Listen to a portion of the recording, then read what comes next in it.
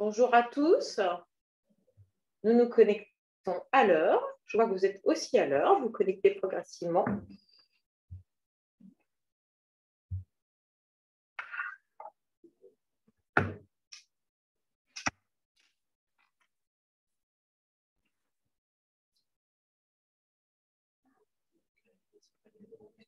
Alors, bon, bienvenue à tous. Bonjour et bienvenue à tous. Cher EPAM. Bonjour. Je vous laisse vous connecter. On va démarrer. Bienvenue donc pour ce nouveau module de formation qui s'inscrit dans le cadre d'un cycle de 4 modules de formation à la prévoyance du travailleur non salarié. Comme vous le voyez, vous avez une nouvelle fois une équipe plutôt féminine, mais il n'y a aucune volonté délibérée de notre part, soyez rassurés. Voilà, donc Coraline, maintenant, que j'ai peut-être même plus besoin de présenter, que vous connaissez, responsable prévoyance. Bonjour. Émilie, qui était là la dernière fois, Émilie Dupéret, qui est juriste. Bonjour à tous. Voilà, qui portera la voix du juridique. Et deux nouveautés du jour. Nous avons 2 personnes en coulisses, même 3 personnes en coulisses, parce qu'on a mis les moyens cet après-midi. Donc, nous avons Sarah, qui est chef de projet marketing communication. Nous avons Sandra, qui est experte en gestion prévoyance.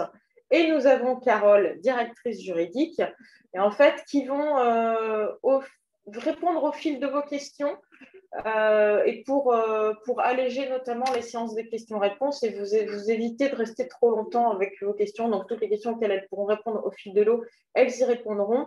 Et ça me permet de vous inviter à utiliser pour ça la fonction Q et R pour questions et réponses.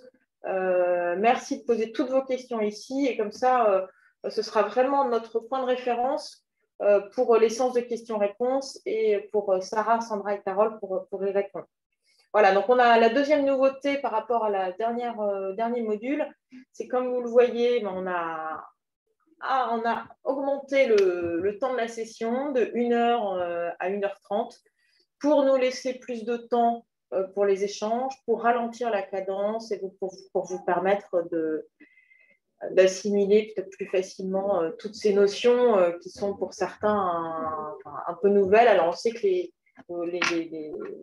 niveaux des uns et des autres peuvent différer. C'est sûr que ce n'est pas forcément évident de s'adapter à tous, mais on espère que cette session répondra à vos attentes. Qu'est-ce que j'ai oublié? Bon, je ne sais pas si j'ai oublié quelque chose. En tout cas, on est très heureux d'être là pour 1h30 avec vous. Les attestations seront bien adressées à l'issue de cette formation, enfin disons courant de la semaine prochaine. Et voilà. Et si jamais vous avez des problèmes techniques de son ou d'image, n'hésitez pas à nous en faire part également. Voilà, donc on est là aujourd'hui pour vous rappeler un petit peu le programme.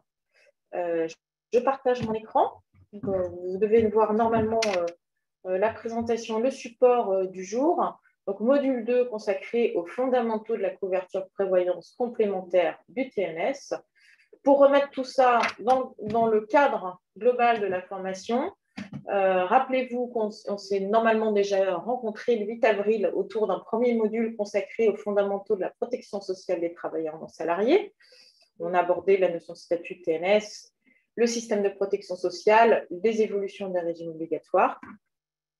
Aujourd'hui, donc, un module consacré à la couverture prévoyance complémentaire du TNS, l'objectif, les risques couverts, les garanties, les principales exclusions et le cadre de la loi Madelin. Il nous restera ensuite 2 modules, un prochain le 1er juin, qui sont 2 modules d'approfondissement. Donc, un qui aura plutôt un point d'entrée indemnisation, qui permettra de connaître ce qui est pour nous essentiel, de bien connaître pour bien accompagner vos clients. On sait qu'il y a souvent, quand on a une bonne maîtrise de la partie indemnisation, on est aussi plus en mesure de bien conseiller son client. Et là, on abordera tout ce qui tourne autour de l'arrêt de travail, franchise, délai de carence, l'invalidité avec les barèmes de calcul, les modalités d'indemnisation, les déclarations de sinistre et le déroulement d'un sinistre. Et donc, c'est des notions qu'on n'abordera pas en détail aujourd'hui.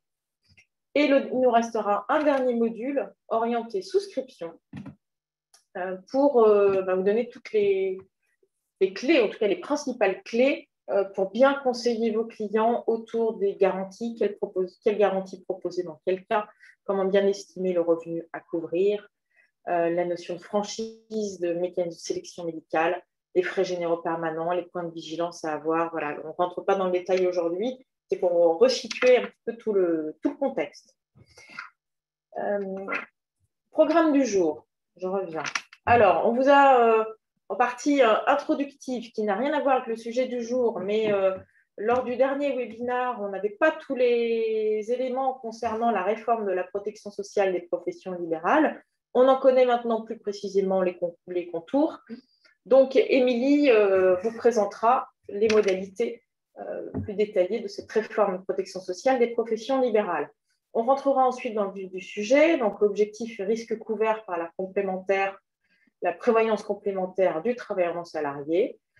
Comment fonctionnent toutes les garanties, les principales garanties. Un focus sur les exclusions et enfin le fonctionnement de la loi Madelin. Et comme la dernière fois, on fonctionnera par un quiz qui sera déterminant pour l'attestation de formation. Maintenant, donc on va alterner un peu la prise de parole et on a prévu un certain nombre de temps de questions-réponses.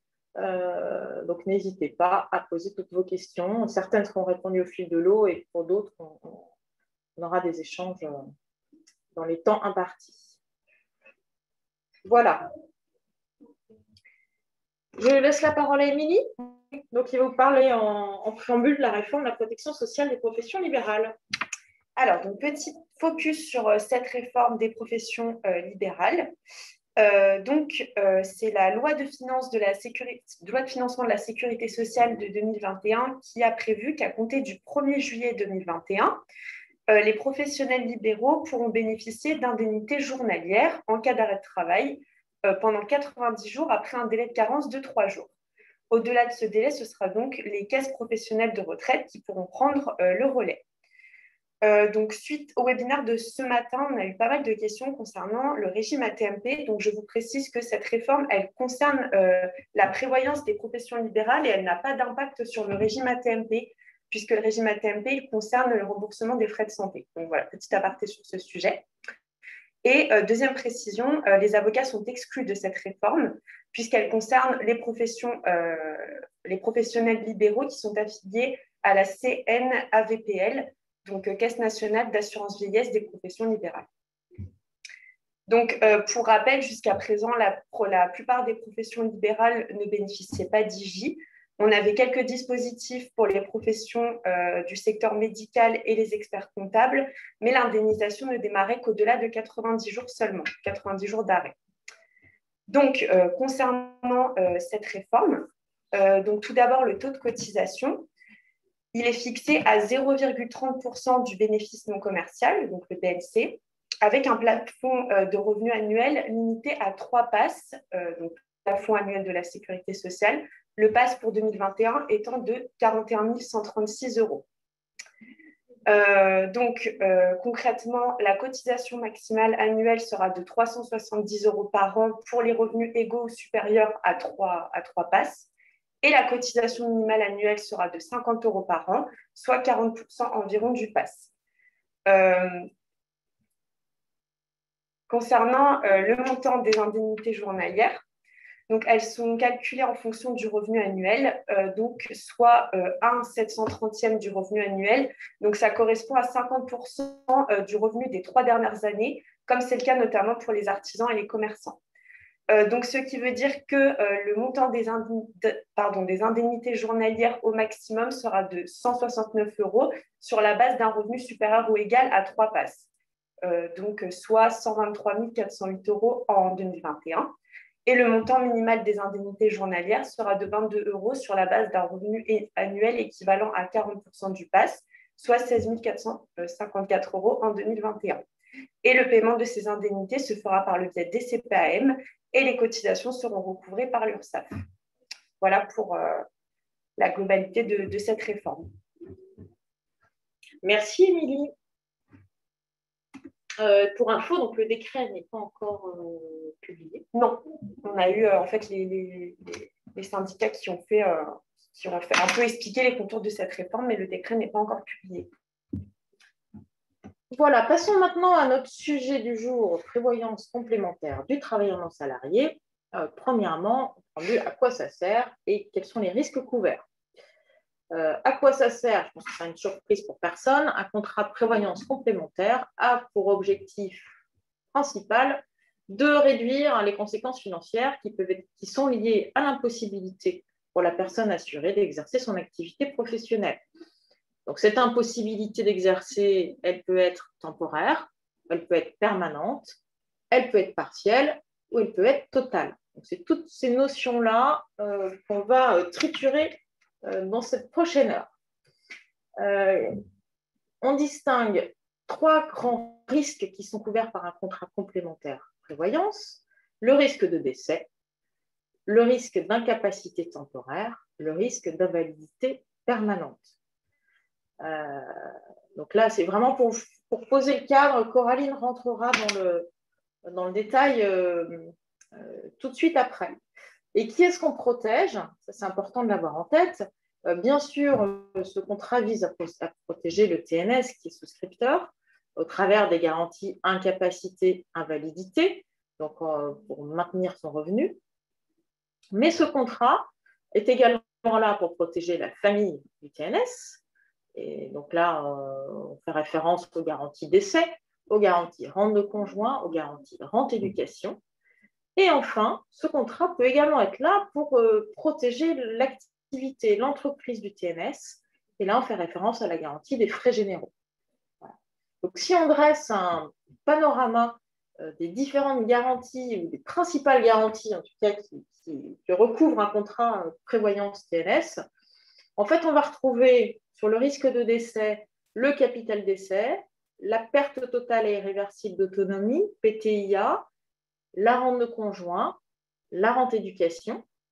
Et pour tout ce qui est risque arrêt de travail, on va avoir des garanties d'indemnité journalière, de rente d'invalidité, de capital invalidité et de frais généraux permanents. Donc, c'est tout le fonctionnement de ces garanties qui va vous être présenté par Coraline sans plus attendre. Donc, effectivement, pour commencer, on va faire un petit focus sur les garanties décès.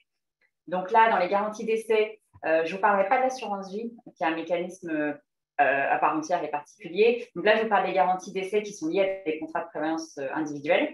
Donc, le capital d'essai, la perte totale et irréversible d'autonomie, la rente de conjoint et la rente éducation.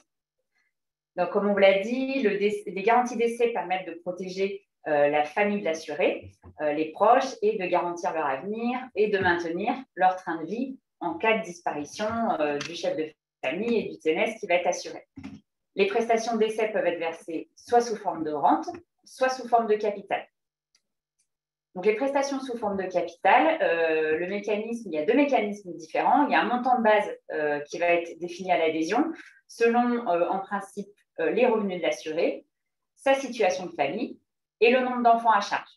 Donc, il y a 2 mécanismes. Soit il y a un montant de base fixe déterminé au moment de l'adhésion, et en cas de décès, ce capital sera versé aux bénéficiaires.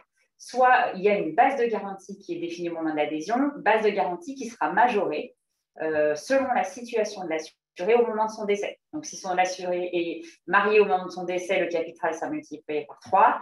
S'il a des enfants, par 4, par 5.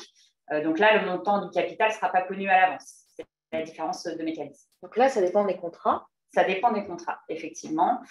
Sur le contrat REPAM, le montant de base est défini au moment de l'adhésion. Alors, on ne souhaite pas qu'il y ait de surprise et on souhaite que l'assuré puisse définir à l'avance le montant de capital dont pourront bénéficier ses ayants droit. Donc, sur les prestations en capital, l'assureur va venir verser aux bénéficiaires désignés par l'assuré le capital ou aux ayants droit, si on est dans le cas d'une clause standard, ce sera sous forme d'un versement unique. Donc, en sachant que sur la clause standard, le bénéficiaire est d'abord le conjoint, à défaut les enfants et à défaut les héritiers.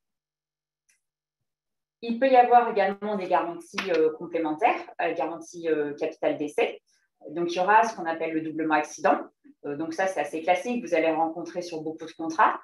Notre contrat a une petite particularité, c'est qu'on ne prévoit pas de doublement accident, mais on prévoit un capital accidentel complémentaire dont le montant est librement défini à l'adhésion.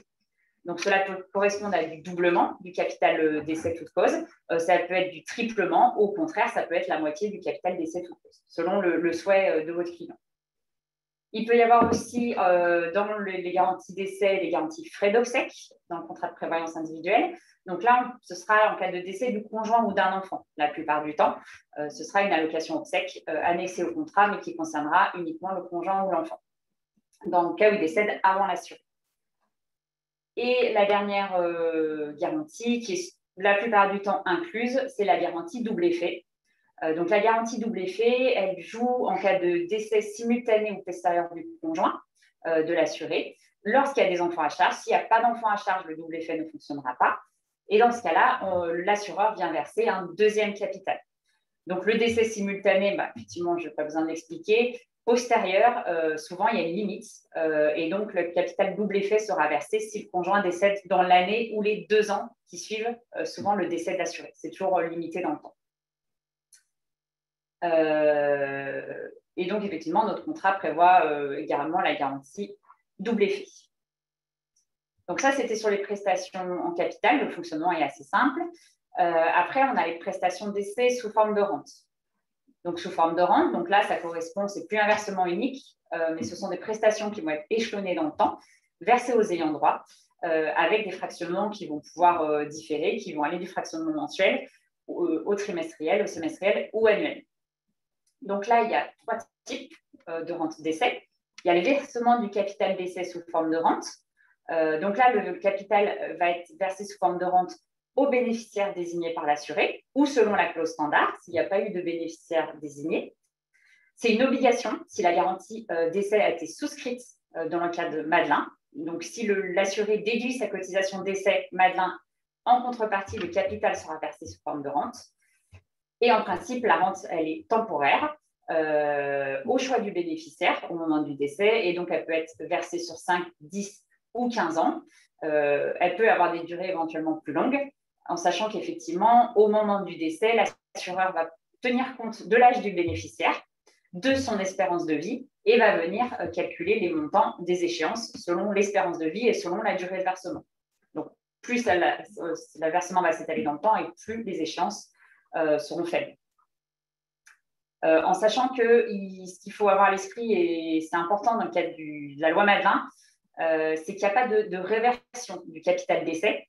Donc, si le capital d'essai est versé sous forme de rente au conjoint, que le conjoint décède 1 an ou 2 ans après, il n'y aura pas de réversion au profit des enfants. Donc effectivement, le conseil, c'est plutôt de ne pas souscrire le capital d'essai Madelin, parce que si ce n'est pas souscrit dans le cas de Madelin, ce sera un versement unique qui rentrera du coup dans la succession pour les enfants s'il arrive quelque chose au conjoint par la suite. Deuxième type de rente d'essai, donc la rente de conjoint. Donc là, on est obligatoirement sur un versement qui sera destiné au conjoint survivant de l'assuré. Donc l'attention aussi à la définition de conjoint dans le contrat. En principe, est considéré comme conjoint, donc dans tous les cas, le conjoint marié. La plupart du temps, le partenaire pacsé. Par contre, le concubin n'est souvent pas considéré comme conjoint. Donc, le concubin, en principe, ne pourra pas être couvert par une garantie rente de conjoint. Donc, la garantie de rente de conjoint, elle peut être souscrite en complément du capital d'essai ou en remplacement. Donc, en remplacement du capital d'essai, ça va être le cas où vous avez un contrat de prévoyance qui n'impose pas de garantie d'essai de base, donc ça pourra venir en remplacement, ou effectivement en complément. On peut imaginer un capital d'essai versé aux enfants et une rente de conjoint pour le conjoint, ou cumuler les deux pour le conjoint. Il n'y a pas de limite.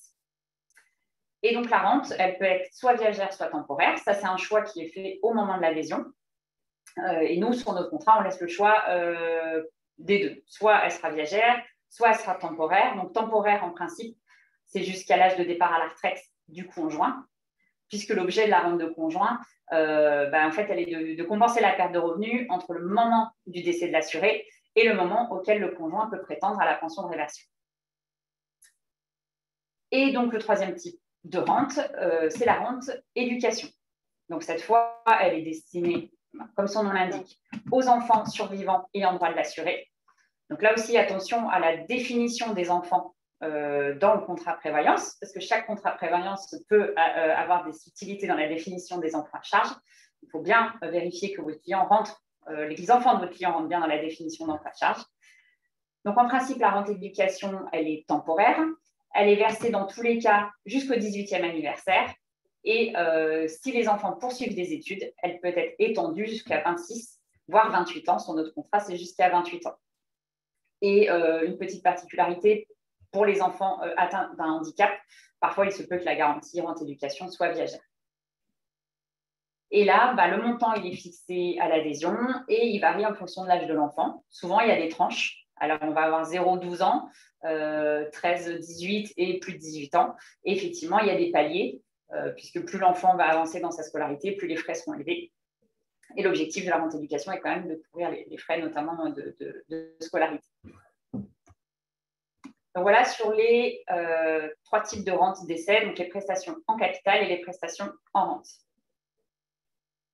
Une autre garantie qui est liée aux garanties d'essai, c'est la perte totale et irréversible d'autonomie, donc ce qu'on appelle la PTIA. Donc là, on en parle. Alors pourquoi on parle de cette garantie dans la garantie d'essai? Déjà, c'est une garantie qui est toujours liée au décès. En fait, la plupart du temps, dans les contrats en inclusion, on a la garantie décès PTIA. En fait, la PTIA, ce n'est pas un risque d'essai, puisque en cas de PTIA, l'assuré se trouve en invalidité totale. Par contre, l'assureur, en cas de PTIA, vient verser le capital d'essai par anticipation. Donc, c'est pour ça qu'on associe cette garantie à la garantie d'essai, puisque ça correspond au versement du capital d'essai. Donc, il y a 2 conditions pour être reconnu en perte totale et irréversible d'autonomie. La première, c'est être dans l'impossibilité totale et définitive d'exercer une activité professionnelle quelconque, cette notion de quelconque est importante, ou de se livrer à une occupation procurant gain ou profit. La deuxième condition, qui est cumulative, c'est la nécessité de recourir à l'assistance d'une tierce personne pour l'accomplissement des actes ordinaires de la vie. Donc, se laver, s'habiller, se nourrir et se déplacer. Donc, ces 2 conditions sont cumulatives. Ce qu'il faut savoir, c'est qu'il n'y a pas de cumul possible entre la rente d'invalidité et le versement du capital d'essai PTIA. C'est-à-dire qu'un assuré qui bénéficie d'une rente d'invalidité, qui verrait son état de santé se dégrader au point de se trouver en PTIA, l'assureur va stopper le versement de la rente et procéder au versement du capital PTIA. Avec parfois quelques souplesses, et je parle là de notre contrat, où l'assuré peut choisir entre le maintien de la rente et le versement du capital PTIA. Par contre, s'il choisit de maintenir le versement de sa rente, il renonce définitivement au capital PTIA.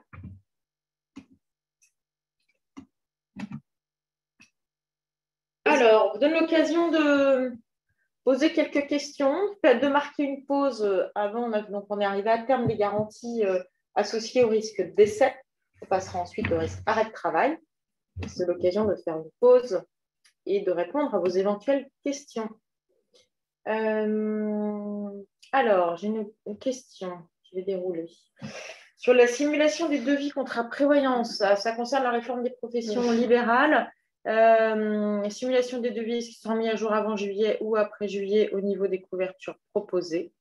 Là, pour être tout à fait honnête, les assureurs, réassureurs travaillent sur le sujet. On est en discussion avec eux, donc on ne peut pas vous donner vraiment de visibilité sur le moment auquel il y aura un impact sur les tarifs des contrats, mais on vous tiendra informé, bien évidemment.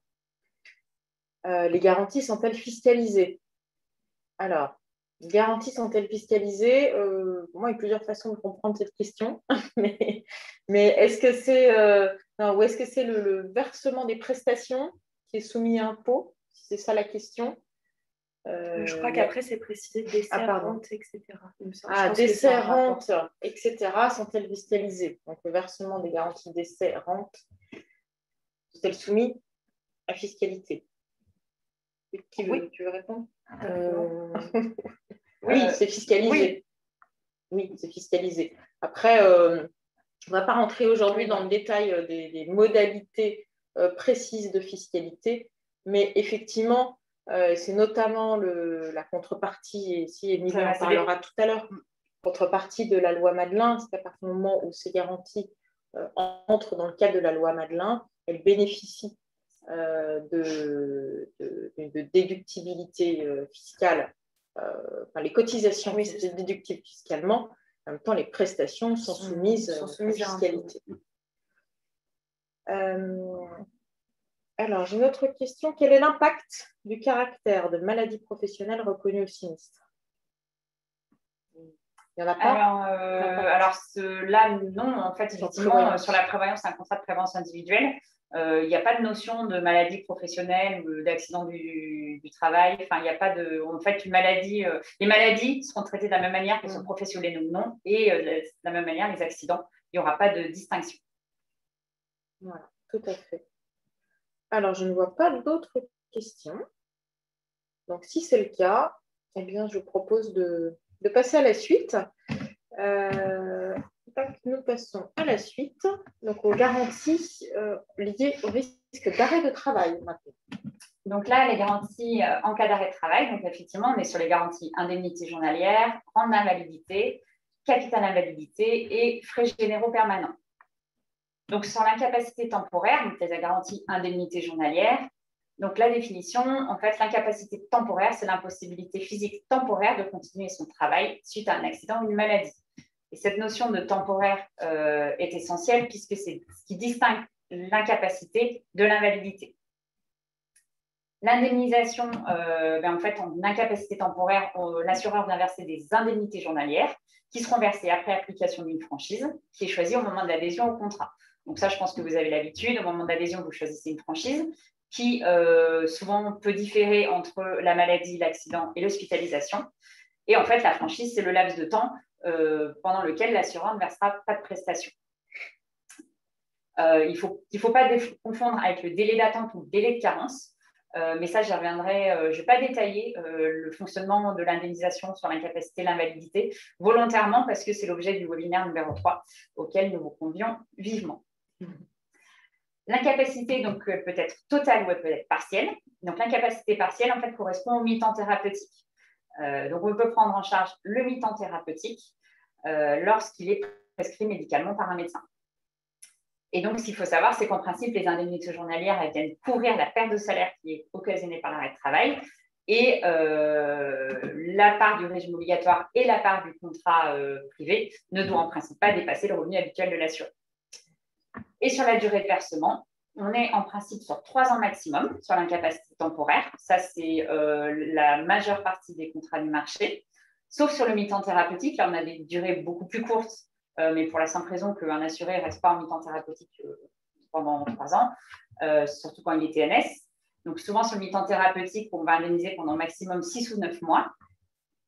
Et donc, effectivement, notre contrat REPAM prévoit une option qui s'appelle extension ITT, qui permet d'aller au-delà de la durée de 3 ans et qui permet de prolonger l'indemnisation en incapacité pour une année supplémentaire, donc une indemnisation de 4 ans maximum. L'intérêt, c'est qu'il n'y ait pas de trou de garantie entre la fin de la garantie incapacité et la mise en place de la rente d'invalidité. Ça, c'est pareil, c'est quelque chose que je vous expliquerai beaucoup plus en détail le 1er juin. Sur l'invalidité permanente, donc l'invalidité permanente, ici, c'est l'impossibilité définitive d'exercer sa profession telle qu'elle était exercée avant le sinistre. Donc là, donc vous voyez déjà la différence avec l'incapacité. L'incapacité est toujours temporaire, l'invalidité est permanente. Et là, on est sur la notion de l'impossibilité d'exercer sa profession. Là où sur la PTIA, on est sur l'impossibilité d'exercer toute profession. Donc, c'est la différence aussi entre l'invalidité permanente et la PTIA. Donc, la mise en invalidité suppose que l'état de santé soit consolidé. La consolidation, en fait, ça correspond au moment où l'état de santé ne va plus évoluer, où tous les traitements ont été mis en place pour améliorer l'état de santé de l'assuré. Et l'état de santé, là, il n'évolue plus. Et donc, le médecin va pouvoir déterminer des taux d'invalidité. Sur l'indemnisation, donc la rente d'invalidité est versée le plus souvent trimestriellement. Et on peut rajouter aussi en option un capital invalidité. Donc là, l'objet est différent. La rente d'invalidité va venir couvrir la perte de revenus. Et lui, le capital invalidité, ça va être un petit capital qui va être versé en une seule fois, qui permettra notamment d'aménager le domicile, d'installer une rampe d'accès, d'acheter une voiture aménagée au handicap. Voilà, c'est une enveloppe qui permet d'adapter un peu les conditions de vie. Ce qu'il faut savoir, c'est que sur la consolidation de l'état de santé, les décisions du régime obligatoire ne s'imposent jamais à l'assureur en prévoyance individuelle. Donc, en fait, il y aura deux événements qui vont vivre leur vie, qui peuvent vivre leur vie de manière très différente. Donc, d'une part, la décision du régime obligatoire. L'assuré va être examiné par le médecin conseil du régime de base qui va déterminer si oui ou non il répond aux conditions pour l'octroi d'une rente d'invalidité. Et d'autre part, l'assuré sera examiné par un médecin expert mandaté par l'assureur au titre du contrat de prévoyance individuelle qui, lui, va déterminer si, au vu des définitions d'invalidité du contrat, l'assuré peut être mis également en invalidité. Donc, le régime obligatoire peut mettre en invalidité, mais pas l'assureur. Et inversement, l'assureur peut mettre en place une rente sans que le régime obligatoire est consolidé. Ces deux choses, là, ça va être l'appréciation des médecins. L'invalidité, comme l'incapacité, elle peut être totale ou partielle. Et sur la durée de versement, on est sur des durées beaucoup plus longues. Là où on est à 3 ans sur l'incapacité, sur l'invalidité, ici, on va verser des prestations jusqu'au départ à la retraite ou à la pré-retraite. Donc, la caractéristique de totale ou partielle, elle dépend du taux d'invalidité qui, comme je vous l'ai dit, va être déterminé après expertise médicale. Donc, le médecin expert qui examine l'assuré est chargé de déterminer le plus souvent 2 taux. Donc, il y aura le taux d'invalidité fonctionnelle. Donc, c'est en quoi l'invalidité impacte la vie de tous les jours, sans tenir compte de la profession. Donc, j'ai perdu une main, en quoi la perte de ma main m'handicape dans ma vie de tous les jours. Ensuite, il y a le taux d'invalidité professionnelle. Donc, ici, on détermine qu'il est déterminé sur un retentissement de l'invalidité sur l'exercice de l'activité professionnelle. Donc là, on n'est plus sur la vie courante. Mais c'est en quoi mon handicap va m'impacter dans ma vie professionnelle. Effectivement, un boulanger qui perd un doigt, l'impact sera moins important qu'un chirurgien qui perd un doigt. Donc là, c'est le retentissement sur l'activité professionnelle. Selon les contrats, pour la mise en invalidité, il est tenu compte de ces 2 taux, c'est ce qu'on appelle le barème croisé, où il est tenu compte uniquement du taux d'invalidité professionnelle. C'est ce que vous devez rencontrer dans les contrats de prévoyance lorsqu'on parle du barème pro. Et souvent, c'est plutôt réservé à des catégories de professions, notamment les professions médicales, paramédicales, et chez nous, les professions du droit et des chiffres, qui ont accès à ce barème professionnel. Mais là aussi, je ne vais pas rentrer dans les détails des barèmes utilisés, des calculs, puisque ce sera l'objet du prochain webinaire. N'hésitez pas à nous dire si ça va un peu trop vite et si vous avez besoin qu'on ralentisse un peu la cadence. Justement, on va faire une petite pause acronyme qui va vous reposer les neurones, vous allez voir. Donc, sur les acronymes de la prévoyance, donc effectivement, c'est des acronymes que vous devez rencontrer assez régulièrement et il y a un peu de quoi se mélanger. Donc, vous avez fait une petite synthèse. Donc, sur l'incapacité. Donc, l'incapacité, donc on est toujours sur du temporaire. Donc, quand elle est totale, on parle d'ITT. La capacité temporaire totale. Lorsqu'elle est partielle, on parle d'ITP. Capacité temporaire partielle. Sur l'invalidité, donc l'invalidité... Retenez bien parce qu'il y aura des questions à la fin. Sur l'invalidité, donc l'invalidité est toujours permanente. Donc, on a le cas de l'invalidité permanente totale. Donc là, lorsqu'on est sur du 100% avec l'assistance d'une tierce personne. Donc, on parle de PTIA, perte totale et réversible d'autonomie. On peut aussi parler d'IAD. Donc, l'IAD, c'est l'invalidité absolue et définitive. C'est la même notion. C'est exactement la même situation. L'IAD, vous allez rencontrer plutôt cet acronyme dans l'assurance emprunteur. Mais ça correspond exactement à la même situation. Ensuite, il y a l'invalidité permanente totale, mais là, donc, qui est supérieure à 66%, mais on n'est pas dans la PTIA, donc c'est supérieur à 66%, mais en dessous de 100%. Donc là, on parle d'IPT, l'invalidité permanente totale. Et ensuite, vous avez l'invalidité permanente partielle. Donc là, entre 33 et 66%. Donc, en sachant que les 33%, donc le plancher, va dépendre du contrat. Dans tous les cas, le maxi, ce sera entre 65 et 66%, ça dépend des contrats, à 1% près. Le plancher va dépendre. Pour certaines professions, notamment les professions médicales, on peut démarrer l'invalidité partielle à partir de 15 ou 16%. Ce qu'il faut savoir, c'est que la plupart du temps, en dessous de 15% d'invalidité, il n'y a pas de rang d'invalidité. Une petite information aussi, c'est vrai que sur l'invalidité, depuis tout à l'heure, je vous dis que l'invalidité est permanente. Effectivement, pour autant, le taux d'invalidité peut être revu. Il peut être revu à la hausse ou à la baisse, soit à la demande de l'assuré, qui bénéficie d'une rente d'invalidité et qui estime que son état de santé s'est dégradé. Donc, il peut demander la réévaluation de sa rente. Dans ce cas-là, il y aura une nouvelle expertise médicale pour évaluer les taux. Et ça peut être aussi fait à la demande de l'assureur. Parfois, pour contrôler les rentes d'invalidité, au bout de 10-15 ans, l'assureur peut demander une nouvelle expertise pour évaluer les taux d'invalidité. Ok. On va parler de la dernière garantie associée au risque d'arrêt de travail et on s'arrêtera pour un temps de questions-réponses ensuite.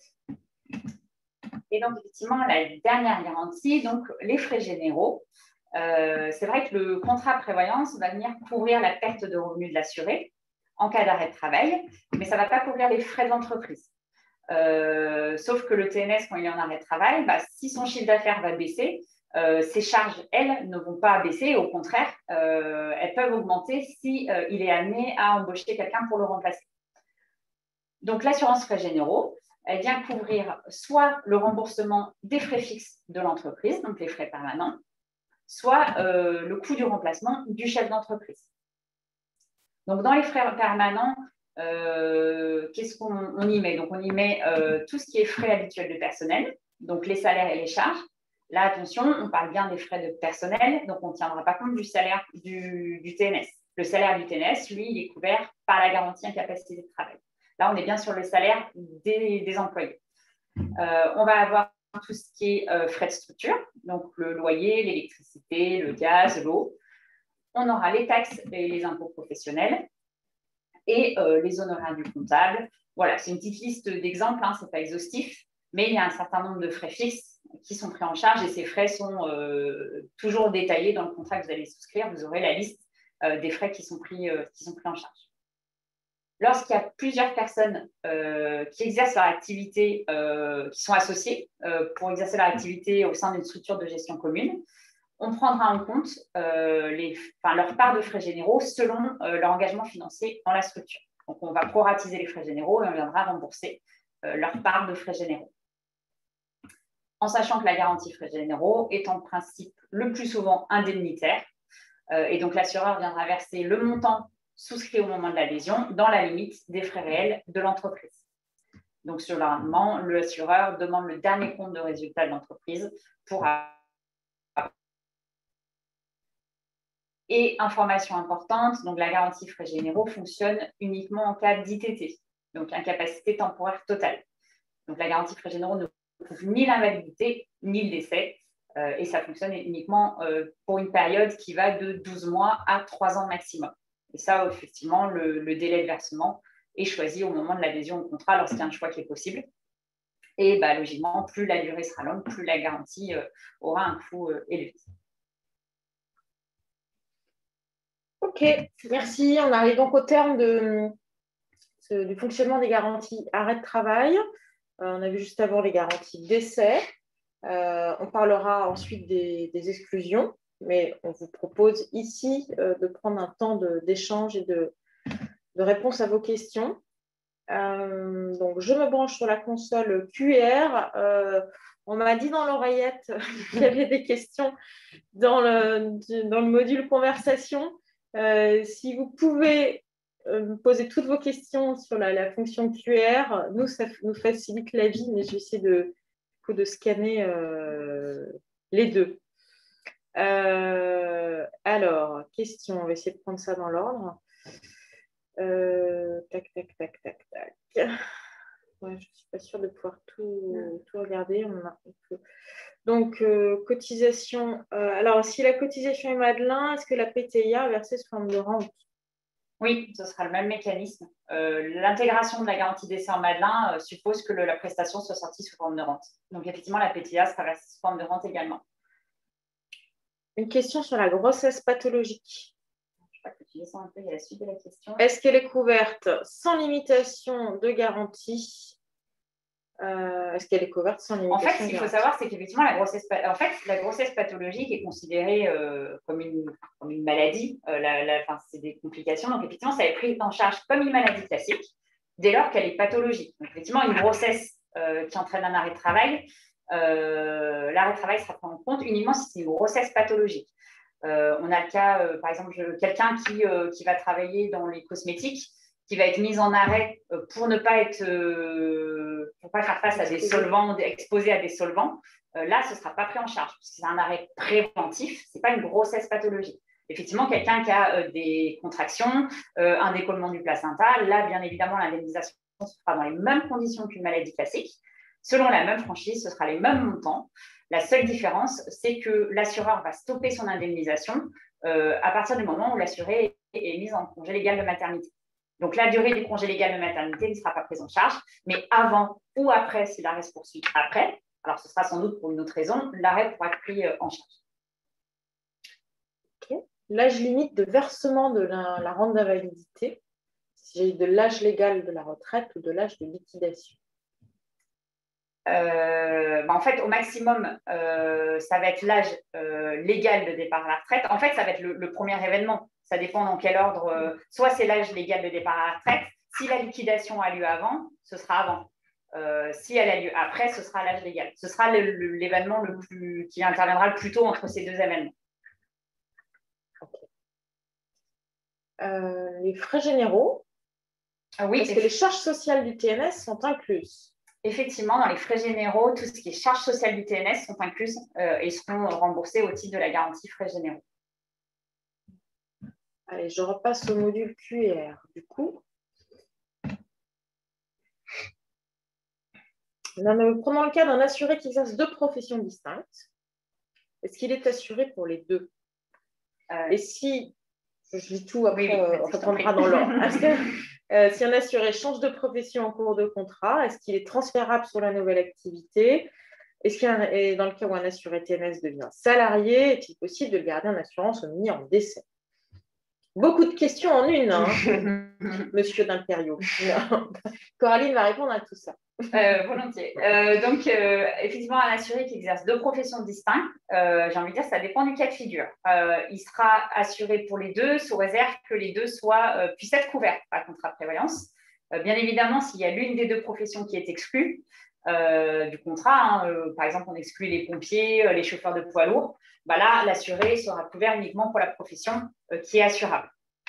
Effectivement, s'il a deux professions, il sera couvert pour les deux. Et pour le tarif, l'assureur tiendra compte de l'activité la plus à risque sur les deux. Sur le changement de profession, là, même logique. Si l'assuré change de profession, mais qu'il opte pour une profession qui est couverte par le contrat, ce sera transférable sur la nouvelle activité. Alors, moyennant une augmentation ou une diminution de tarif selon la profession qui est la nouvelle profession, selon la classe de risque. Par contre, s'il opte pour une profession exclue, effectivement, là, le contrat ne pourra pas être inclus. Et enfin, sur l'assuré TNS qui devient salarié, malheureusement, sur le contrat prévoyance s'adressant à des TNS, si l'assuré devient salarié, il ne pourra pas garder son assurance, même en décès. Voilà, j'espère avoir répondu à vos questions. Une question sur la garantie frais généraux, on y a répondu. Elle couvre les charges sociales du TNS, oui. Alors, je pense que c'était la question sur la grossesse pathologique. A priori, chez Swiss Life, il faut avoir des médicaments pour que ce soit couvert. Il faut qu'il y ait une prescription médicale pour que ce soit couvert. Bon, après... Moi, après, je peux pas, c'est vrai que je suis pas médecin et je vais pas trop m'avancer pour le nom de notre service médical. Après, par expérience, les grossesses pathologiques, effectivement, dès lors que même si c'est de la grosse fatigue ou des vomissements, ça rentre dans le cadre d'une grossesse pathologique, en fait. Donc, normalement, il n'y a pas de raison que l'arrêt de travail soit pris en charge. Ne soit pas pris en charge, pardon. Ne soit pas pris en charge. En cas d'incapacité temporaire partielle, puisqu'il peut y avoir de la garantie des prestations FGP. Non, alors effectivement, alors je parle pour nous, sur notre contrat REPAM, on prend en charge l'incapacité partielle sur la garantie incapacité de travail. Par contre, sur la garantie FGP, il n'y aura pas d'indemnisation en cas d'incapacité temporaire partielle. Voilà. Donc, on est sur le mi-temps thérapeutique. Oui, sur le mi-temps thérapeutique ne sera pas pris en charge sur les frais généraux. OK. Bon, a priori, on a fait le tour des questions.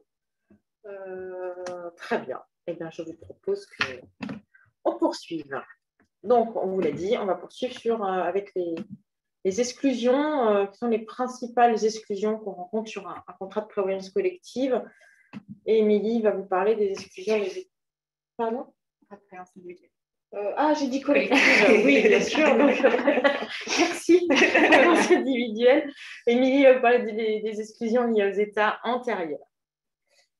Alors, les exclusions des États antérieurs, donc comme on le sait, le contrat d'assurance est un contrat aléatoire. C'est notamment prévu par l'article 1964 du Code civil. Donc, l'aléa du contrat d'assurance, il garantit tout d'abord l'équilibre économique du contrat, donc notamment par la mutualisation des risques, et il oblige, dans un second temps, l'assuré à déclarer les événements susceptibles d'influencer le risque assurable au moment de la souscription. Donc, l'assuré est tenu de déclarer son passé médical au moment de l'adhésion au contrat et l'assureur, en contrepartie, a le choix d'accepter de couvrir le risque, de le majorer par le biais d'une surprime ou de le refuser et mettre en place une exclusion. Donc, l'assureur n'est pas tenu de garantir les sinistres qui seraient survenus antérieurement à la souscription du contrat et dont l'assuré avait connaissance. On a toutefois une exception à l'aléa, notamment avec le suicide, puisque le suicide n'est pas vraiment un événement aléatoire, puisqu'il dépend d'un acte volontaire de l'assuré, mais il est quand même garanti, couvert à partir de la 2e année d'assurance. Alors, concernant les sanctions de l'absence d'aléa, on a tout d'abord la fausse déclaration intentionnelle. Donc, la fausse déclaration intentionnelle, elle est prévue par l'article L113-8 du Code des assurances et l'article L221-14 du Code de la mutualité. Donc, les sanctions de la fausse déclaration intentionnelle, ce sera la nullité du contrat d'assurance et la conservation des primes perçues par l'assureur. Donc, cette nullité, il faut savoir qu'elle est rétroactive, ce qui signifie également que l'assureur pourra demander à l'assuré le remboursement des prestations qui auraient été versées durant toute la vie du contrat d'assurance. Donc, on comprend que les conséquences de la fausse déclaration intentionnelle, elles peuvent être dramatiques pour l'assuré et sa famille, puisque d'une part, le contrat sera annulé. En plus, si un sinistre est survenu, il ne sera pas pris en charge, même si l'antécédent non déclaré a été sans conséquence sur le sinistre. Et en plus, on peut avoir donc le remboursement de toutes les prestations qui auraient été versées. À savoir également que la preuve de la déclaration intentionnelle, elle incombe à l'assureur. Donc, c'est à l'assureur de démontrer que l'assuré a intentionnellement fait une fausse déclaration au moment de la souscription. On a ensuite le cas de la fausse déclaration non intentionnelle, qui est prévu par les articles L113-9 du Code des assurances et l'article L221-15 du Code de la mutualité. Alors, pour la fausse déclaration non intentionnelle, il y a plusieurs cas à distinguer. Tout d'abord, si on constate cette fausse déclaration non intentionnelle avant tout sinistre, l'assureur a le droit soit de maintenir le contrat, moyennant une augmentation de prime à condition qu'elle soit acceptée par l'assuré, soit il a le choix de résilier le contrat sous 10 jours après notification adressée à l'assuré par lettre recommandée. Et bien sûr, on aura une restitution de la portion de prime payée pour le temps où l'assurance ne court plus. Dans le cas où la constatation n'a lieu qu'après le sinistre, soit cette fausse déclaration non intentionnelle est sans lien avec le sinistre. À ce moment-là, l'indemnité sera réduite en proportion du taux des primes payées par rapport au taux des primes qui auraient été dues si l'assuré avait correctement déclaré ses antécédents. soit cette fausse déclaration non intentionnelle est en lien avec le sinistre, et à ce moment-là, l'assureur pourra mettre en place une exclusion, sachant que cette exclusion n'est pas expressément prévue par les articles précités, mais c'est ce qui est souvent mis en place par l'assureur. Donc, je vais vous donner quelques exemples en fait, pour bien distinguer la fausse déclaration non intentionnelle sans lien ou en lien avec le sinistre. Donc, exemple de fausse déclaration non intentionnelle sans lien avec le sinistre, ça va être par exemple l'assuré qui prend un traitement à la demande pour des crises d'asthme. Cela fait 4 ans qu'il n'a pas fait de crise et il ne pense pas à déclarer cet antécédent à son assureur. Il est en arrêt pour hernie discale. Donc, on comprend bien que l'hernie discale est sans lien avec les crises d'asthme, donc sans lien avec l'antécédent. Donc, à ce moment-là, le sinistre sera pris en charge, mais avec une indemnité, avec des IG qui seront réduites. Pour la fausse déclaration non intentionnelle en lien, cette fois-ci avec le sinistre, ça va être par exemple un assuré qui a été victime d'une chute de ski et cette chute de ski a entraîné une rupture partielle des ligaments du genou gauche il y a 3 ans. Il est en arrêt actuellement pour réparation de ces ligaments. Donc là, on a bien un sinistre qui est en lien avec l'antécédent et du coup, le sinistre ne sera pas pris en charge. Et on pourra mettre en place, l'assureur peut mettre en place une exclusion. Voilà. Merci. On poursuit. D'autres types d'exclusions. Donc, autre exclusion, les exclusions sportives. Donc, ça doit être un point de vigilance quand vous faites souscrire un contrat de prévoyance. Effectivement, il est assez fréquent que certains sports, notamment à risque, soient exclus des garanties. Donc, ça va être le cas, par exemple, du parapente, ça va être le cas de l'escalade, le cas de la plongée, des sports de combat. Voilà, toute une liste de sports à risque. Et autant au moment de l'adhésion, votre client va penser à vous dire qu'il pratique un sport à risque quand vous allez le questionner. Autant s'il se met à pratiquer l'escalade, le parapente en cours de contrat, il a peut-être un contrat prévoyance depuis 5 ou 10 ans, là, il ne va pas forcément penser à vous alerter ou à alerter l'assureur. Le risque, c'est qu'en cas d'accident, il ne sera pas couvert. Donc, effectivement, l'intérêt de couvrir un contrat, de souscrire un contrat qui couvre tous les sports, c'est plus de sérénité et pour vous et pour votre client. Donc, j'en profite pour vous dire que c'est cas du contrat REPAM, nous couvrons tous les sports. Mais dans ce cas-là, effectivement, il y a des limites. La limite, c'est qu'on couvre les contrats, les sports, uniquement les sports amateurs et qui sont représentés par une fédération sportive française. Donc, pourquoi on impose une fédération sportive ? Là, c'est pour éviter à l'assureur de prendre en compte tous des sports un peu exotiques, un peu à la mode, qui sortent, qui sont régulièrement inventés. Je pense par exemple au zorbing. Alors, je ne sais pas si vous connaissez, c'est le fait de dévaler une colline dans une grosse bulle gonflable. Donc, c'est un sport, mais qui n'est pas représenté par une fédération sportive française. Donc, en cas d'accident, il n'y aura pas de couverture. Et Coraline va vous faire une démonstration. Amenez-moi la bulle. Non, je vérifierai que je suis bien couverte par mon contrat de prévoyance avant de dévaler les escaliers de REPAM dans une bulle.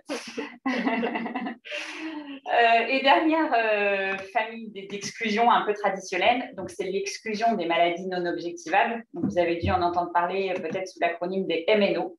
Donc, de quoi s'agit-il ? En fait, ce sont les pathologies dorsales et les pathologies psychiques. Donc, en fait, une maladie non objectivable, c'est une maladie qui, par définition, est subjective. Donc, elle ne pourra pas être mise en évidence par des examens cliniques. Une personne qui s'est fait un lumbago, qui a des douleurs lombaires, en fait, elle aura beau passer tous les IRM scanners possibles, il n'y aura rien qui sera mis en évidence. C'est le même mécanisme pour tout ce qui est pathologie psychique, la dépression, le burn-out. Le risque, c'est l'arrêt de travail de complaisance. Il faut savoir qu'aujourd'hui, sur les 3 premiers motifs d'arrêt de travail, le premier motif, ce sont les accidents qui représentent 28% des arrêts, les troubles musculo-squelettiques qui représentent 19% des arrêts et les troubles psychologiques. Donc, dans le top 3 des motifs d'arrêt de travail, on a le dos et le psy. Donc, raison pour laquelle les assureurs sont un peu frileux.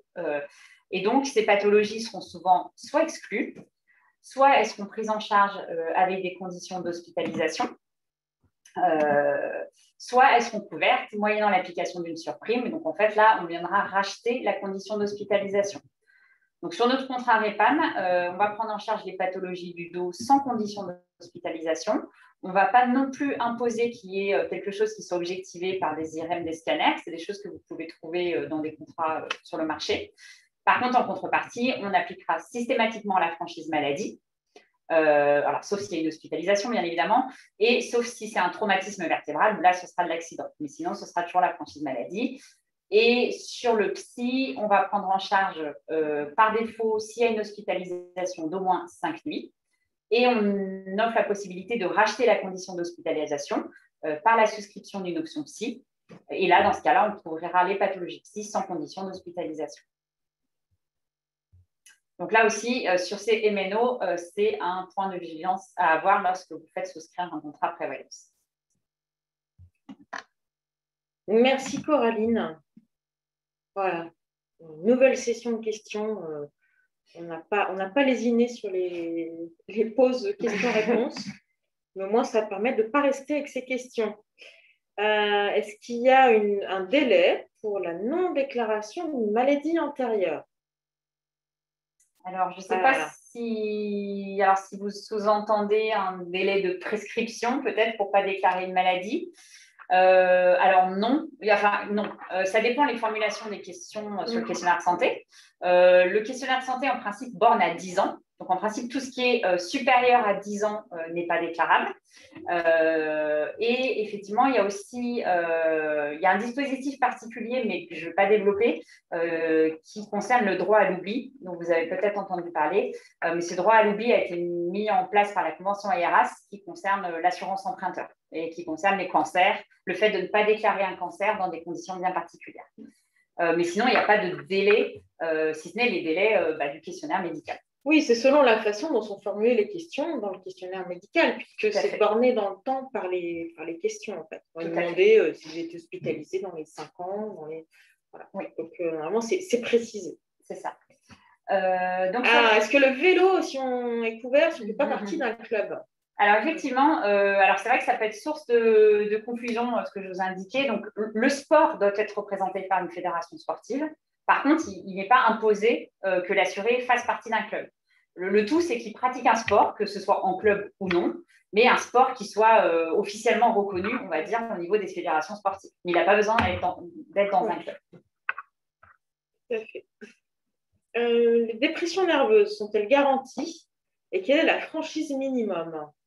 Là, oui, effectivement. Donc, les dépressions nerveuses, alors je parle sur notre contrat, seront garanties sans condition d'hospitalisation si l'assuré a souscrit l'option psy. Sinon, la dépression sera prise en charge uniquement si l'assuré a été hospitalisé au moins 5 jours. Et la franchise sera soit la franchise maladie, soit la franchise hospitalisation si on est dans le cadre d'une hospitalisation. Dépression rentre dans le cadre des fameuses MNO. Oui, tout à fait. Donc, la pratique d'un sport exceptionnel lors des vacances est-elle couverte? Par exemple, un baptême de parapente. Alors, là, encore une fois, ça dépend des contrats. Oui. Et j'ai envie de dire, sur le contrat de REPAM, vous n'avez pas à vous poser la question, puisqu'on va couvrir le sport. Même si c'est un sport à risque, un sport extrême, comme le parapente, le saut en parachute, ce sont des sports qui sont représentés par des fédérations. Donc, l'assuré sera couvert, qu'il pratique ce sport de manière très occasionnelle, comme pour un baptême, ou de manière régulière. Ça, là-dessus, il n'y a pas de souci, effectivement. Et hors contrat REPAM, en fait, tout dépend de ce qui est écrit dans le contrat. Oui, c'est ça. Effectivement, il y a des contrats concurrents qui vont exclure des sports à risque, mais toutefois, qui vont quand même le couvrir dès lors qu'on est dans le cadre d'un baptême avec un moniteur agréé. Il y aura certaines conditions. Donc là, ça dépend vraiment effectivement du contrat. Tout à fait. Bon, a priori, pas d'autres questions.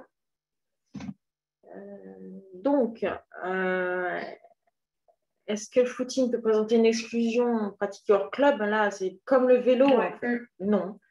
Pas d'obligation d'être licencié d'un club. Il faut juste pratiquer un sport représenté par une fédération. Toute l'ambiguïté. OK. Alors, il nous reste une partie qui concerne la loi Madelin, qui va vous être présentée par Émilie. Et puis ensuite, vous aurez la chance de pouvoir faire le quiz. Alors, la loi Madelin, qui est donc une loi du 11 février 1994. Donc, petite précision sur cette loi. Pardon, je t'interromps, Émilie, mais je vois des questions qui sont arrivées qui concernent des exclusions, notamment les exclusions sportives. Donc, on va prendre une minute pour répondre avant de passer à la suite. Dans le cas où le professionnel est un pilote bénévole, s'il est pilote bénévole, mais... Alors là, effectivement, alors comme ça en tête, j'ai pas sur effectivement sur il y a sur tout ce qui est engin à moteur, pilotage engin à moteur, hélicoptère, ULM. J'ai pas nos conditions générales en tête là comme ça. On pourra vous faire un retour en vous envoyant le support. C'est partie des cas particuliers. Voilà, effectivement, tout ce qui est aéronef, il peut y avoir des cas particuliers, notamment la condition que l'engin soit muni d'un certificat de navigabilité. Enfin, il y a des petites conditions un peu particulières. Sur la plongée subaquatique, il n'y aura pas de limite. On couvre, dans tous les cas, il n'y a pas de limite de profondeur, en tout cas, pas sur notre contrat. Ce qui a surprime, c'est dans le cadre, imaginons un assuré qui pratique un sport qui a priori est exclu, est-ce qu'il peut être quand même couvert avec surprime ou pas? Mais si on est dans le cadre d'une activité professionnelle, généralement, ça fait l'objet de contrats bien spécifiques. Oui. Est-ce qu'il est possible d'intégrer, on change de sujet, les charges sociales obligatoires du TNS aux revenus garantis par la prévoyance? On intègre un revenu qui est composé de revenus, les charges sociales obligatoires du TNS. Quand on calcule un revenu à couvrir. Pour moi, les charges sociales obligatoires, pour moi, les charges sociales vont être couvertes par des garanties frais généraux. Le revenu va être garanti par la prévoyance. Pour moi, c'est deux garanties avec des objets distincts. Et normalement, le revenu garanti par la PREV n'a pas vocation à englober les charges sociales. Et là-dessus, on reviendra, je pense plus précisément, dans le dernier module sur la souscription, le calcul du revenu à couvrir, etc. Est-ce qu'on couvre les scaphandriers jusqu'à 50 mètres? Vous avez tous des cas particuliers à nous soumettre, j'ai l'impression. Les scaphandriers jusqu'à 50 mètres. Sur les scaphandriers, il me semble de mémoire que j'avais posé la question à notre assureur qui avait refusé de couvrir les scaphandriers. Effectivement, là, quand je vous parlais des sports, sur les sports, c'est les sports amateurs. Toujours, quand on dit qu'il n'y a pas de limite, on est sur des sports amateurs. Après, il y a des professions un peu particulières. Effectivement, sur les scaphandriers, on ne prend pas en charge. On exclut du sport amateur. Alors là, on n'est pas dans le cadre d'un sport. Voyons, on est sur le cadre de scaphandrier, ça va être un métier. Effectivement, on ne prendra pas. On ne prendra pas, tout comme on ne va pas prendre le guide de haute montagne. On ne va pas prendre tout ce qui est entraîneur sportif. Tout ce qui est pilote d'avion, j'ai vu qu'il y avait une question sur les pilotes d'avion. Donc, on va prendre la personne qui va aller piloter son hélicoptère éventuellement le week-end, qui a son brevet, on pourra le couvrir. Par contre, la personne dont c'est le métier, on ne pourra pas la couvrir. On reste vraiment sur du hors professionnel. Et dernière question sur les exclusions d'antécédents. Si une pathologie est reconnue avant la souscription, y a-t-il possibilité toutefois de la couvrir en fait? En fait, il y a différents mécanismes, effectivement. Donc, quand il y a une pathologie avant la souscription, l'assuré est tenu de déclarer au moment des formalités médicales. Et là, donc, c'est l'assureur qui va estimer en quoi l'antécédent a un impact sur le risque à courir. Soit il va accepter de couvrir sans conditions particulières. Il y a un certain nombre, c'est vrai qu'il ne faut pas imaginer que parce que le client a des antécédents médicaux, il va avoir des surprimes, des exclusions. Il y a un certain nombre d'antécédents médicaux qui ne seront pas pris en compte, qui seront couverts, qui ne vont pas impacter le tarif. Soit l'assureur va accepter de couvrir l'antécédent moyennant une surprime. Donc là, le client, s'il a un problème de santé, il sera couvert parce que finalement, il cotise pour ce trouble de santé dont il est porteur. Et soit, effectivement, l'assureur décide d'exclure l'antécédent. Et là, les garanties vont jouer dans tous les cas, sauf en cas d'arrêt de travail ou d'invalidité liée à cet antécédent. Donc là, ça dépend vraiment, c'est vraiment à l'appréciation de l'assureur par rapport à la gravité de l'antécédent. Voilà, j'espère avoir répondu à vos questions. Je redonne la parole à Émilie sur la loi Madelin. Alors, donc tout d'abord, l'objectif de la loi Madelin, donc l'objectif principal est d'inciter le TNS à se constituer lui-même sa propre protection sociale afin de pallier les carences de son régime obligatoire, puisque comme on le sait, les TNS sont moins bien protégés en termes d'invalidité, d'arrêt de travail, etc. Donc pour qui, du coup, cette loi Madelin, elle s'adresse donc aux TNS non agricoles ainsi que leurs conjoints collaborateurs. On reviendra plus tard sur la notion de conjoint collaborateur et sur le cas particulier des TNS agricoles. Le principe de la loi Madelin, c'est donc de pouvoir déduire fiscalement les cotisations des contrats de complémentaire santé, prévoyance, retraite et dépendance. En ce qui concerne la retraite, les contrats de retraite Madelin ne sont plus commercialisés depuis le 1er octobre 2020 puisqu'ils ont été remplacés par les PER, mais les anciens contrats en cours ne sont pas pour autant clôturés. Également, en ce qui concerne les contrats de dépendance, ils doivent évidemment être souscrits par un TNS pour pouvoir faire bénéficier de la loi Madelin. Attention toutefois, les contrats Madelin ne sont déductibles que fiscalement. Les cotisations Madelin restent soumises à l'intégralité des charges sociales et taxes obligatoires. Alors,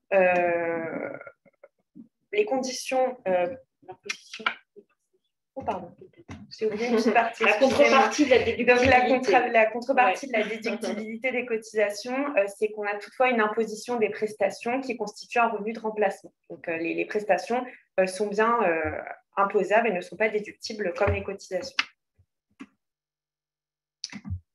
Alors, les conditions pour bénéficier de la déductibilité. Tout d'abord, il faut être à jour de ses cotisations au titre du régime obligatoire. Il faut ensuite que le TNS paye des cotisations régulièrement, au moins une fois par an. Les prestations doivent être versées sous forme de rente. Et enfin, le contrat doit être un contrat groupe souscrit par une association de plus de 1000 membres. C'est le cas notamment chez REPAM, puisque les contrats sont souscrits par le biais de l'association des assurés REPAM. Alors, on a toutefois une limite à cette déductibilité, puisqu'on a un plafond de déduction qui est mis en place par la loi Madelin. Donc, dans le cas où les revenus du TNS seraient trop élevés, il ne pourra pas déduire l'intégralité de ses cotisations loi Madelin.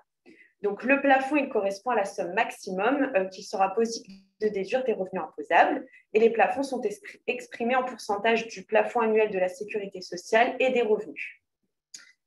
Alors, donc, pour ce plafond de déduction, donc, petite précision, il correspond à l'ensemble des risques prévoyance santé.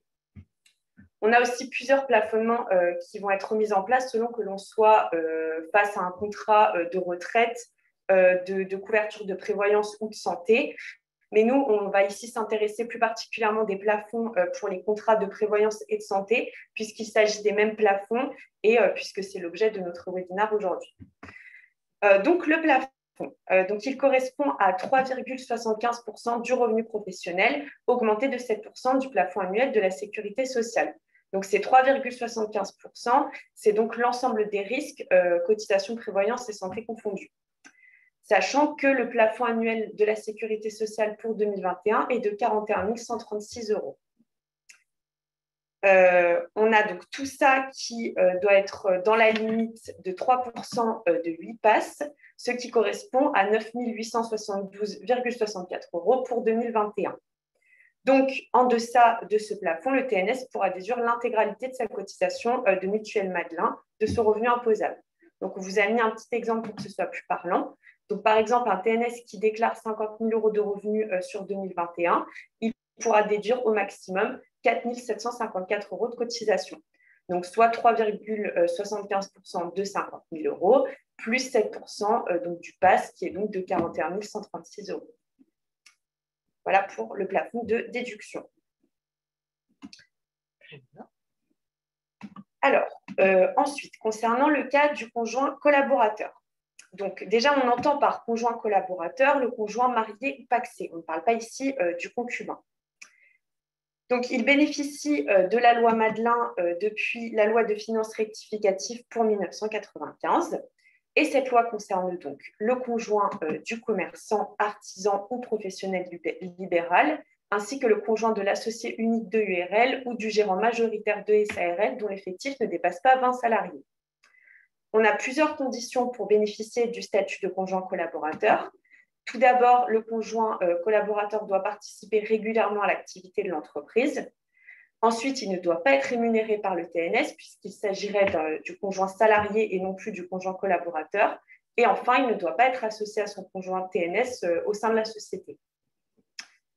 À savoir également que les cotisations du conjoint collaborateur sont comptabilisées dans le plafond de déduction des cotisations du TNS.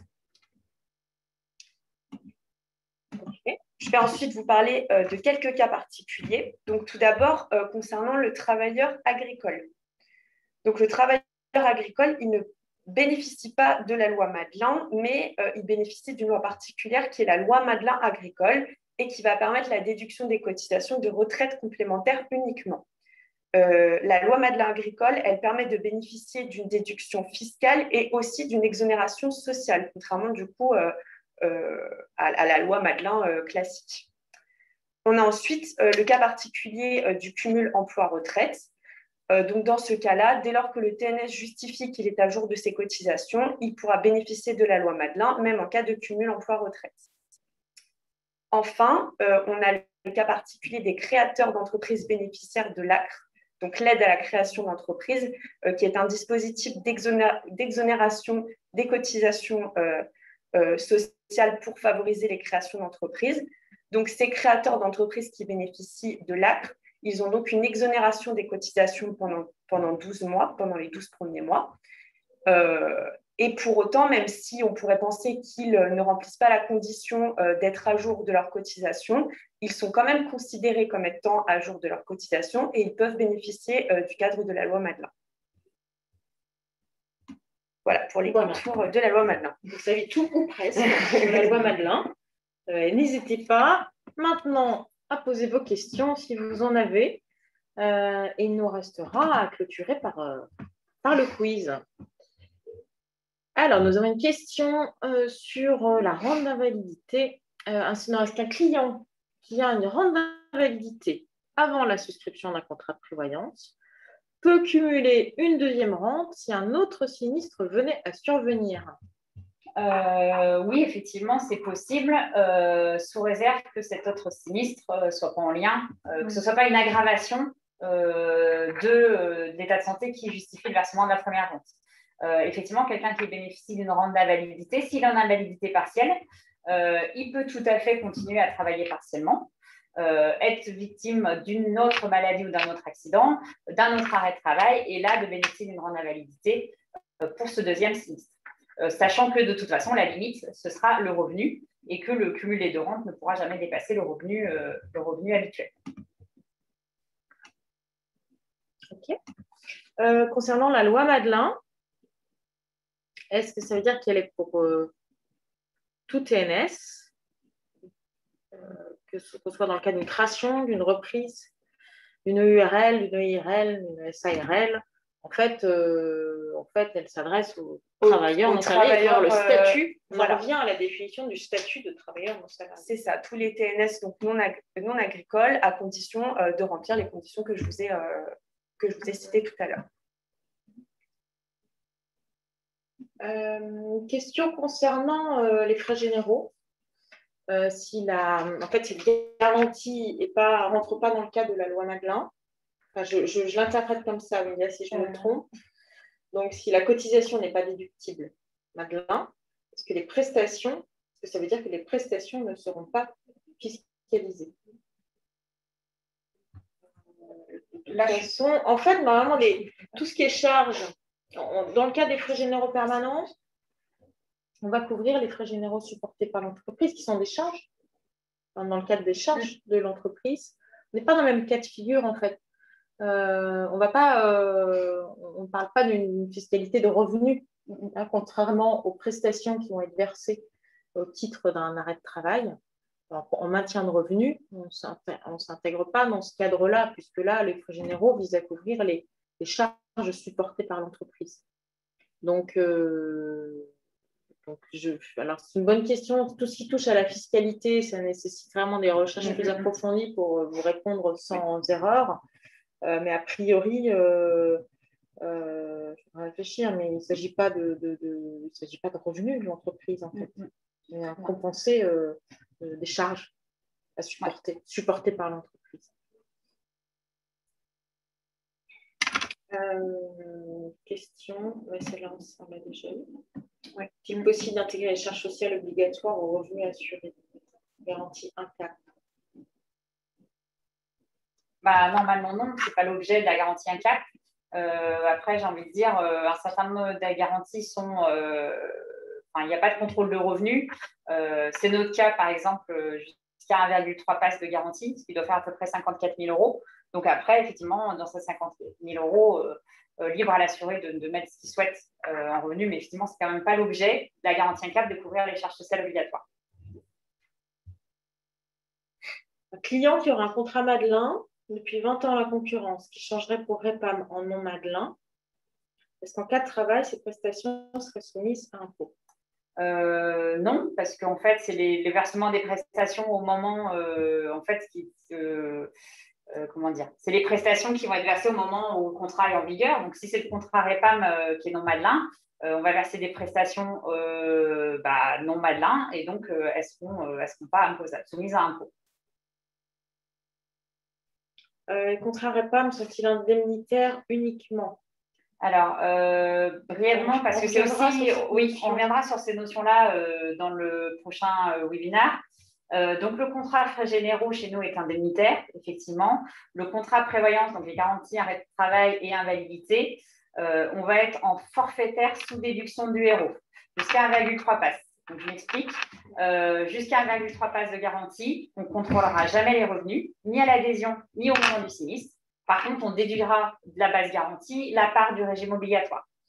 Ça jusqu'à 1,3 passe. Au-delà d'1,3 passe, effectivement, on va être sur un mécanisme indemnitaire, ce qui fait qu'on demandera à l'assuré son revenu, son avis d'imposition, et on vérifiera que ce qu'il a souscrit chez nous ne dépasse pas son revenu habituel, en tenant compte effectivement aussi de la part du régime obligatoire.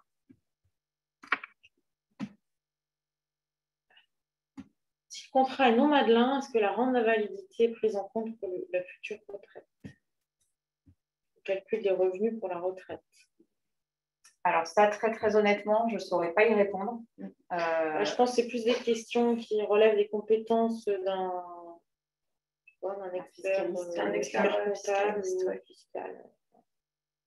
Désolée, nous avons nos limites.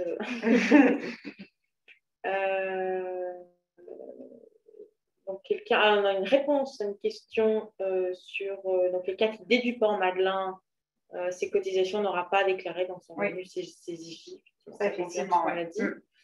Les frais généraux sont considérés comme un produit exceptionnel pour l'entreprise. De toute façon, ça s'inscrit dans le cadre d'un courant de résultats entre des charges et des produits, mais pas au niveau des revenus du TNS. Alors, où est-ce que dans notre contrat est écrit le fait que... J'ai perdu la question. Oui, alors le fait qu'on ne contrôlait pas, j'ai vu la suite de la question, effectivement. Donc, dans le contrat, dans nos conditions... Donc, la question, c'est où est-ce que est écrit dans nos CG le fait qu'on ne contrôle pas les revenus jusqu'à 1,3 passe. C'est ça, exactement. Donc, je suis sur nos CG. Que je retrouve. Donc, c'est sur... tout le monde ne les aura pas sur les yeux, bien évidemment. Je retrouve le numéro de ma page. C'est sur la page 7 de nos conditions générales, où on dit que si en deçà de 1,3 passe, les prestations sont servies sur la base du montant souscrit à l'adhésion, déduction faite des prestations prévues par le régime obligatoire sans demande de justificatif fiscal. Donc, c'est dans la page 7 de nos conditions générales, dans le paragraphe, l'article 14 sur l'incapacité temporaire totale de travail. Voilà, je crois qu'on a fait le tour des questions. Voilà, alors reste la question évidemment sur les charges sociales. C'est vrai que les cotisations sociales pour un salarié, oui, les salariés sont indemnisés sur la base de leur salaire brut, pas sur le salaire net, donc on pourrait penser qu'un TNS peut couvrir ses revenus en intégrant les cotisations sociales. Non, pardon. Non, effectivement, ce qu'on va couvrir sur le TNS, en fait, ça va être le résultat, son bénéfice, en fait, déduction faite des charges. Donc, on ne pourra pas les prendre. On va bien contrôler avec l'avis d'imposition et les bénéfices qui sont déclarés sur l'avis d'imposition. Sauf à ma part, le bénéfice correspond au résultat hors charge sociale. Une dernière question, après on passe au quiz si on veut rester dans les temps. Donc ça, c'est par rapport au fait qu'il n'y a pas de contrôle de revenus jusqu'à 1,3 passes. Ça veut dire qu'il est possible de couvrir 1,3 passes pour un début d'activité sur des revenus hypothétiques. Et quel est le risque en cas de sinistre? Là, pour le coup, j'ai envie de vous dire que tant qu'on est dans la limite des 1,3 passes, on risque en termes d'indemnisation, il n'y en aura pas. Il n'y en aura pas parce qu'effectivement, nous, au moment d'indemnisation, on ne va pas contrôler les revenus. Donc, si votre client a des revenus hypothétiques, qu'il a couvert 1,3 passes et qu'au moment du sinistre, finalement, son revenu est équivalent à la moitié du pass, on va quand même indemniser sur la base d'1,3 passes. Après, ce qu'il faut savoir, c'est que s'il souscrit dans le cas de Madeleine, il va venir payer des impôts sur les prestations qu'on lui aura payées qui seront bien plus élevées que son revenu habituel. Ok. Bon, j'espère qu'on a répondu à toutes vos questions. Si vous en reste, vous pouvez toujours nous les poser dans le cadre du questionnaire qu'on va vous envoyer à la suite de ce webinaire et auquel on vous remercie d'ailleurs de bien vouloir répondre pour nous aider dans la recherche d'amélioration et pour nous faire votre retour. Voilà, donc on arrive au terme de la formation. Le moment que vous attendez tous avec grande impatience arrive donc. Et nous allons passer au quiz. Nous avions 10 questions la dernière fois. On n'en a réservé que 9 aujourd'hui. Donc, voici normalement le quiz qui s'affiche à votre écran, sur votre écran, et auquel on vous propose de répondre. 9 questions, 3 minutes pour répondre, et on partagera les réponses ensuite, bien évidemment. Et les réponses sont anonymes, je le reprécise. Un contrat de prévoyance complémentaire TNS a pour but de protéger qui? Plusieurs réponses possibles. Le TNS, souscripteur du contrat, sa famille, son entreprise, son activité, ses salariés. Deuxième question, que signifie ITT? Incapacité temporaire totale ou invalidité temporaire totale. Que signifie IPT maintenant? Incapacité permanente totale ou invalidité permanente totale. Est-ce que PTIA et IAD signifient la même chose? Oui ou non? La garantie FGP a pour but de couvrir les frais généraux permanents qui sont supportés par l'entreprise en cas d'arrêt de travail ou d'invalidité. Est-ce vrai ou est-ce faux? Quelles sont les maladies qui entrent dans la catégorie des maladies non objectivables? Donc là, vous allez choisir parmi la liste ci-dessous, plusieurs choix possibles. Le lumbago est-il une maladie non objectivable? Le burn-out, l'entorse, l'accident vasculaire cérébral, la dépression. En cas de fausse déclaration non intentionnelle, est-ce que le contrat peut être résilié par l'assureur? Oui ou non? Enfin, vrai ou faux? Quels sont les types de contrats concernés par la loi Madeleine? Plusieurs possibilités. La dépendance, les frais de santé, la prévoyance, la retraite ou l'obsèque. Et dernière question. Pour bénéficier de la déductibilité des cotisations de ce contrat de prévoyance, dans le cas de la loi Madeleine, donc, il faut obligatoirement que les prestations soient versées sous forme de rente. Est-ce vrai ou est-ce faux? Voilà, c'est 9 questions qu'on vous a réservées. Qui permettra de voir s'il y a besoin d'approfondissement. Enfin, les approfondissements arriveront de toute façon dans les 2 prochains modules. Mais au moins si toutes ces notions sont claires pour vous.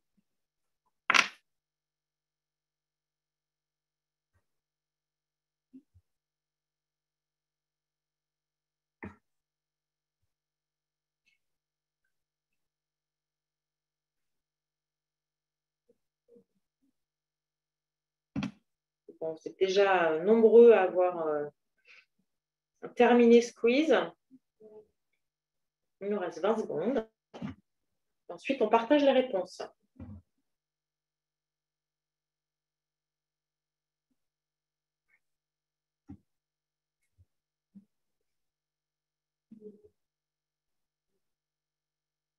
Allez, le décompte, 5 secondes. Dépêchez-vous, posez votre crayon. C'est fini. Allez, je mets fin au sondage et on partage ensemble les réponses. Voilà, donc là, ce que vous voyez affiché à l'écran, c'est la façon dont sont ventilées vos réponses. Ah, je n'ai pas partagé les résultats, donc vous ne voyez rien, mais normalement, maintenant, vous voyez la façon dont sont ventilées vos réponses. Qu'est-ce qu'il fallait répondre? À la première question, qui protège un contrat prévoyance complémentaire TNS? Il protège bien sûr le TNS. Il protège également sa famille. Il protège son activité, donc il peut protéger. En revanche, il n'est pas là pour protéger les salariés puisque c'est l'objet de la prévoyance collective. ITT, ça signifie incapacité temporaire totale. IPT, ça signifie invalidité permanente totale. PTIA et IAD, oui, c'est bien la même chose, puisque PTIA, c'est perte totale et irréversible d'autonomie. IAD, invalidité absolue et définitive. C'est juste que les termes ne sont pas forcément utilisés dans le même type de contrat. On trouve PTIA plutôt dans des contrats de prévoyance et IAD plutôt dans des contrats emprunteurs. La garantie VGP, donc elle a bien pour but de couvrir les frais généraux permanents supportés par l'entreprise. En cas d'arrêt de travail, oui, mais pas en cas d'invalidité. Donc, il fallait répondre faux.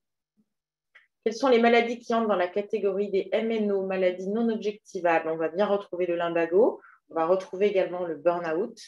On va retrouver également la dépression. En revanche, entorse et accident vasculaire cérébral sont en fait des maladies qui sont tout à fait diagnosticables au moyen d'examens cliniques, donc ne rentrent pas dans le champ des MNO. En cas de fausse déclaration non intentionnelle, le contrat peut effectivement être résilié par l'assureur. Alors, on l'a vu tout à l'heure, à partir du moment où cette fausse déclaration non intentionnelle est constatée avant le sinistre.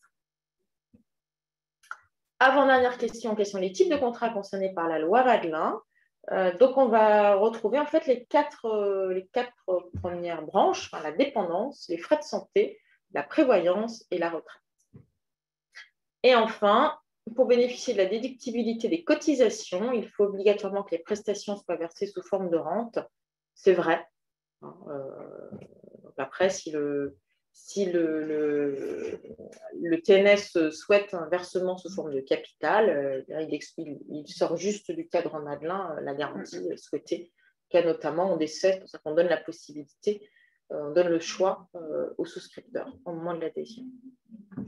Voilà, donc nous sommes arrivés au terme de ce webinaire, à peu près dans les temps, donc je pense qu'on a bien fait effectivement d'allonger la séance.